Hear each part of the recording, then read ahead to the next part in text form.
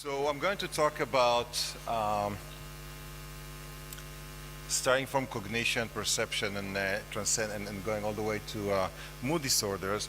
And I would like to start with something that I call the artificial boundary between perception and cognition. When you're a graduate student in psychology or in neuroscience, you get the impression that perception is one thing and cognition is another, meaning that our responses to physical stimuli, to the shape, to the sounds, to the odors, to everything around us is one thing in the brain, and there's cognition, the higher level of attending, memorizing, controlling, and everything else is cognition. And there's two separate entities, first perception, then cognition.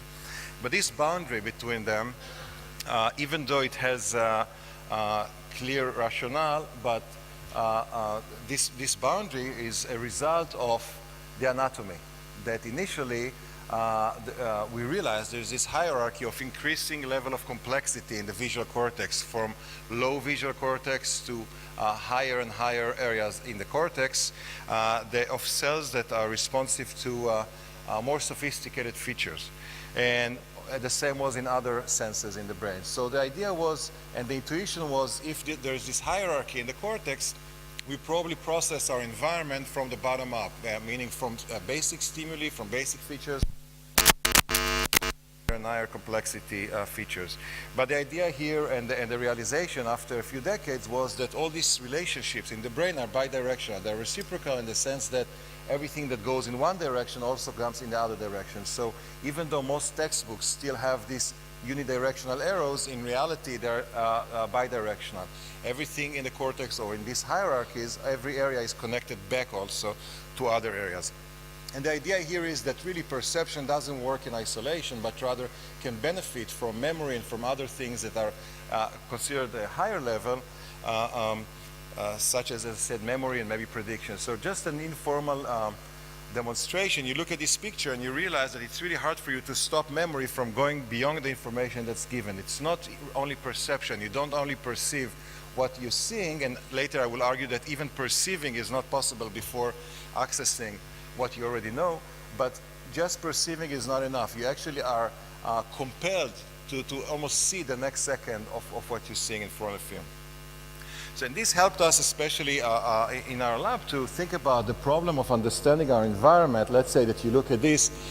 We used to think that the brain asks the question of what is this? You see something and you ask yourself, what is this? Or your brain asks it for you, so to speak. We realize that this question has to be modified, and rather the real question the brain asks is, what is this like? Okay?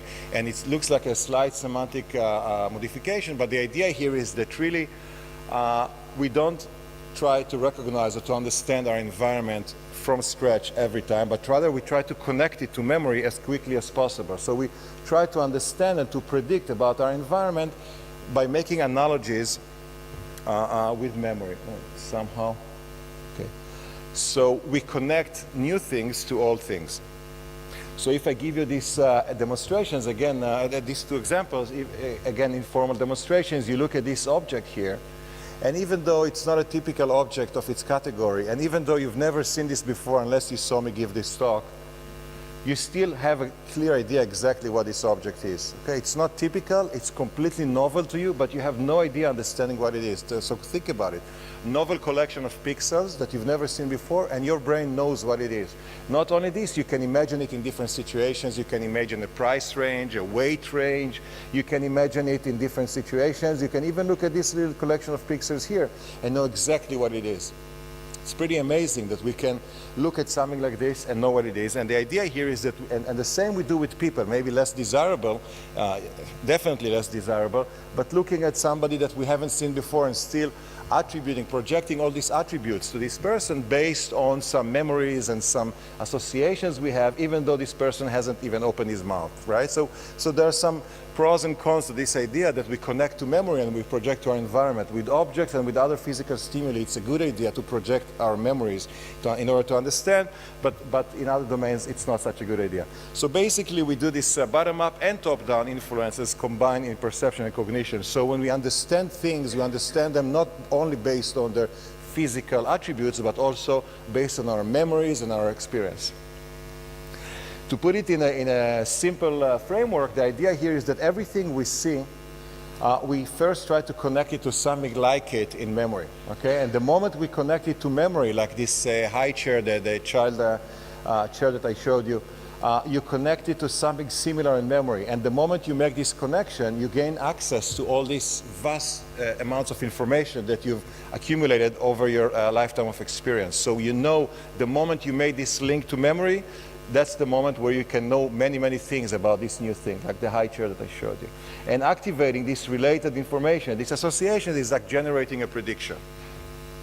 So we started these studies of predictions first in the domain of object recognition. How does the brain recognize a single object? And I won't get into the details, there's a lot that I want to cover here. But basically the idea here was that unlike what previously used to be thought, that the brain recognizes things in a bottom-up manner, in this hierarchical, very systematic manner of analysis. In addition to this, there is this quick top-down facilitation of recognition process by suggesting these guesses. So the brain or the eyes and then the brain sees this image, and very quickly, before we recognize it, in addition to analyzing systematically, it sends information to the prefrontal cortex to try to guess what it is, to kind of narrow down the pool of possibilities of what this object might be. So that's like an educated guess that happens very quickly in the brain. We use the fancy machine called MEG, magnetoencephalography. For those if you're not familiar, that's not a big deal, but basically it has very good spatial temporal resolution. And we were able to show that indeed the prefrontal cortex, an area that's not traditionally thought to be a visual area, already sensitive to visual information, specifically in timings that are in accordance with this idea that we send down, that the up of the brain, the top of the brain sends down information that can help the bottom-up processes to do their job. And from there, from objects, we continue to more complicated, more realistic environments. We don't see objects in our environment like this, floating like we do this in the lab. Really, objects in our environment appear embedded within scenes, embedded within natural environments. And what's interesting about our everyday environment, in case you didn't notice, is there are this, what we call them statistical regularities. Statistical regularities mean things that tend to happen together, right? So usually pillows happen on beds, and a beach chair and a beach umbrella happen on the beach. So the brain takes into account the statistics of things that tend to happen together, represents them together, and then retrieves them together. So all these contingencies actually help us recognize these things in the future. So if you enter a bedroom, you know how to recognize all these things because you know what statistically is likely to be in this environment. Okay, so the brain takes into account these statistical regularities to generate predictions. So in a series of studies where we started looking at these contextual associations, things that happen together in the same context, we looked at, first with Elisa Eminoff, who is a faculty in New York now, that we looked at objects that are highly associated with specific contexts versus objects that are equated in all other domains but are less contextually associated with a specific diagnostic context. So we think about bowling alley, a casino, a boat, a farm, but these things can happen in many, many places. And we found this network that we call the Contextual Associative Network, or there's like scientists make up names that you don't have to really feel obligated to them, but the idea here is that this is a network, very massive network that's active when we activate contextual associations, things that happen together in the brain. And about the same time that this happened, that this finding kind of evolved, and something else happened in the literature of cognitive neuroscience, which is the discovery of the default network. You might have heard about it, but I'm sure most of you have heard about it. But the idea here is that when the brain does nothing, when we're not engaged in a very demanding task, the brain is actually very active. We used to think implicitly, nobody really thought that, but when you just have people align the magnet in MRI and you ask them not to do anything and to rest, we imagine that their brain actually is resting. But actually it turns out that their brain is extremely active when they're not doing anything specific. So when you just ask them to memorize something or to retrieve something or to look at verbs, they're focused and they do these things. But when you ask them not to do anything, their brain is very active. And I don't think I need to convince you that when you're not doing it, you're stuck in traffic or you're in the shower and you don't do anything, some specific task, we know that our mind is still working, right? We know that actually it's very vigorous activation. People have to go to meditation retreats to stop this brain chatter, right? So we do a lot when we're not doing anything. And the question started to be, what is it that the brain does when we're not doing anything? What is all this vigorous activation that consumes all this metabolic energy? What does it do if we just not ask and not required to do anything? So we noticed this striking overlap between the default network, what the brain does when we don't do anything, and our activation maps of what happens when we activate associations, contextual associations and predictions. And you realize that the brain is very associative and very active in these areas of context when we don't do anything.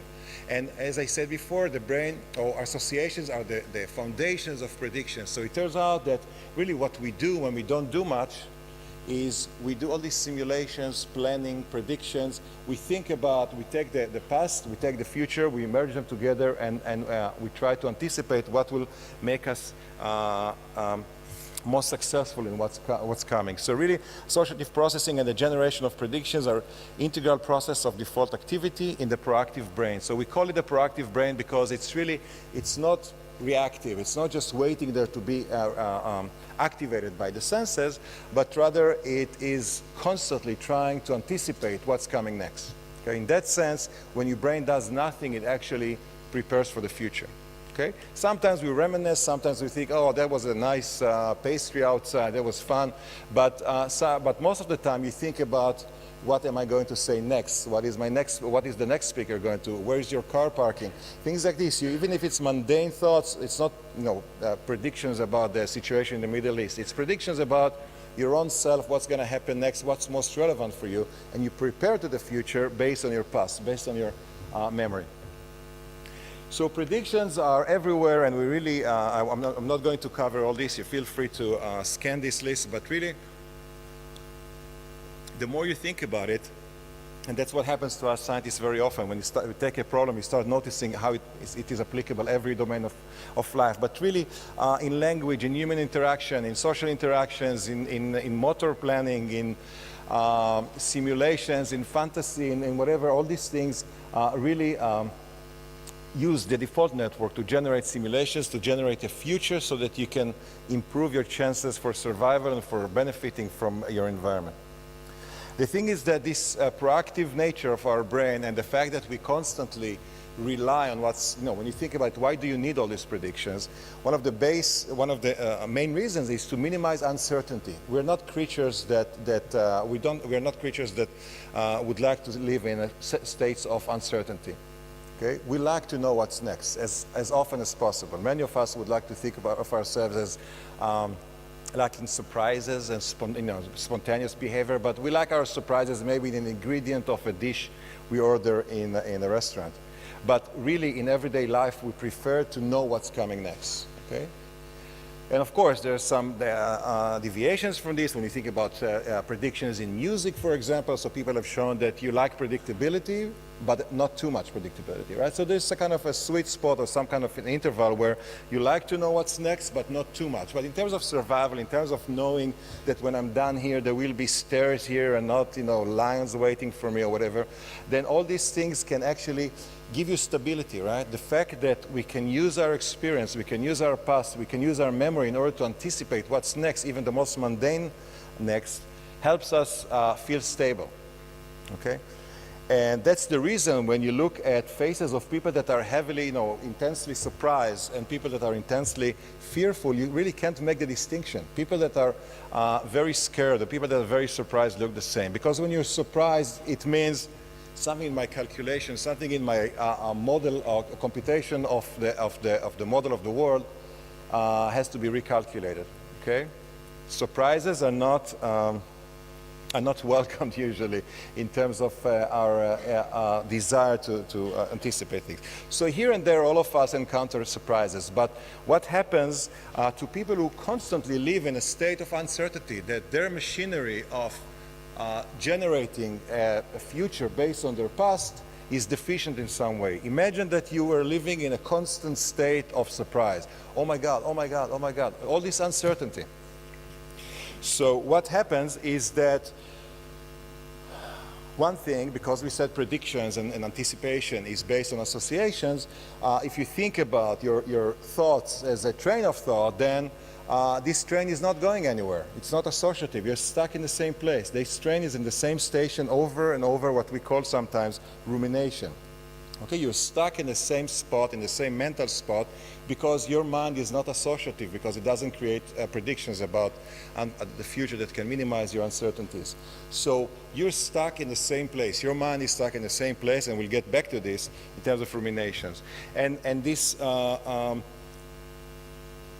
constant state of uncertainty can breed disorders such as anxiety, and later also mood disorders such as depression, right? So you constantly don't know what's coming next, and you would like to know what's coming next, but you're not able to predict what's coming next. So this idea can be summarized in this main hypothesis that we've laid down a while back, that basically says that mood is directly linked to how associative or inhibited are our mental processes. Okay, so what was exciting for me in forming this hypothesis was that actually the way you think can affect the way you feel. Okay, thoughts can affect your mood, and I'm not talking about content. Think about good things and all this positive psychology thing. I don't care what you think about, but if you think associatively and you progress from one thought to another, you would feel, according to this hypothesis, you would feel better in terms of your mood rather than being stuck in the same thought over and over and over. Okay? So the idea of really progressive thought, a thought that advances from one spot to another, from one thought to another, is conducive of a better mood.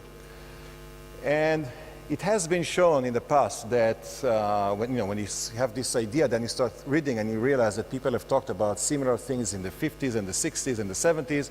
But luckily for me at least, people were talking about this in one direction, which is people in good mood are highly associative. People in good mood are highly creative, okay? But we're thinking about the other direction, that being associative, being creative, if you can, if either it's your natural state or we can bring you to this state, will improve your mood. Taking somebody who's in a negative mood and widening their thought, making their thought pattern more associative, would make them feel better in that sense.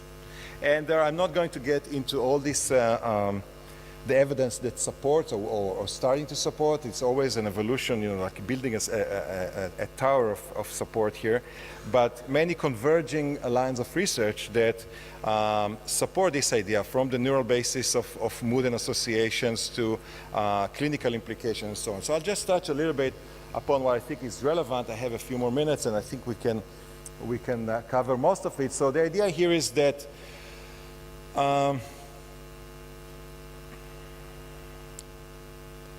we see that that's the one direction that I talked about before that already existed. That's not our own contribution. We added to this, but this has been around for a while, that people in good mood are, as I said before, more associative, more creative. They have, it's funny because there are also negative things about being so broadly associative. One is that you're more vulnerable to memory distortions. You can falsely remember things that others don't remember, or people in a lower mood won't falsely remember. You tend to be more thinking more stereotypically. And the idea here again is when you're in good mood, your perception of the environment, both the physical and the mental environment, is so much broader that you have no choice but to generalize. That's why the false memory and the stereotypes, but we can talk about it later more. The same with the scope of attention. We have this attentional spotlight with which we consume our environment. So people in better mood have been shown to have a broader scope of attention. They consume their environment in broader flashlights compared with people in depression and negative mood. But the other direction is more fascinating for us, both because it's new and because it has some clinical implications for improving well-being, which is why we're all here. So ruminations, this type of thinking of being stuck in the same place, is really the opposite of associations, even though you can think about it also as associative, but it's associative in the same place. So this will be, this is the medial temporal lobe, just a reference to an area of the brain that we suspect this thing is happening. So people in negative mood, specifically in depression and other mood disorders, suffer from ruminations, and you see this is a depiction of their thought process, that it's constantly grinding, you know, why did I say this last comment, this bad comment last night, and what are the implications, and I'm screwed, and you keep thinking about the same thing over and over and over, and even if it wasn't initially a negative event, it starts to become a negative the more you ruminate on it. So this is the more natural, or more healthy or natural type of thought progression. You advance from one thought to the next. And we have again some interesting lines of research that converge to suggest most of it, other than this brain here, is not from our own lab. And you see that that's the overlap with the default network. We see a reduction in gray matter in depression. The areas of the brain that are required, DBS, the deep brain stimulation, severely depressed individuals that don't respond to medication or other treatments are often being implanted with an electrode that continuously gives them these pulses that are required to get them out of this devastating mood. So we actually suggest to do the same thing, but with cognitive approaches, right? To approach the same area and activate the same area, not with an electrode and invasive surgery, but rather with some cognitive methods that will stimulate this. So I was too naive here about the time, but I think I have to rush now. So I just want to introduce the concept of inhibition still. So the idea here is as follows. Let's say that we're all familiar with a cup of coffee. We have a representation in our brain of a cup of coffee. And a cup of coffee has associations. It is associated with coffee beans, with an espresso maker, with a donut, or whatever. Each of these objects is also associated with many objects. Okay? So we have this huge semantic network in our brains of all the things that we know and all the things that are tied to each other. You don't want every time you see a cup of coffee to think about, I don't know, what is this, sunflower there?